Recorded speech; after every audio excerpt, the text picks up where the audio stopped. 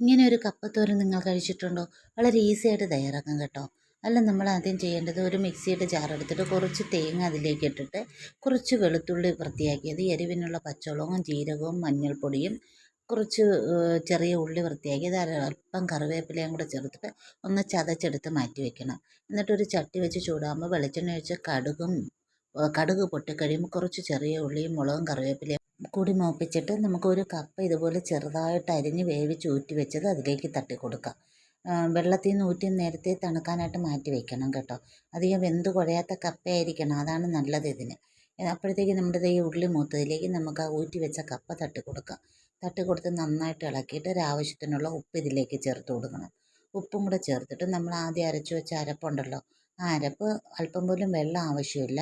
വെള്ളം ഇല്ലാതെ തന്നെ നമുക്കെല്ലാം കൂടെ ഇളക്കി ഇതിലേക്ക് ചേർത്ത് നമുക്കിതിനെ ആവിയിലൊന്ന് അരപ്പ് വേവാനായിട്ട് അടച്ചു വെക്കാം.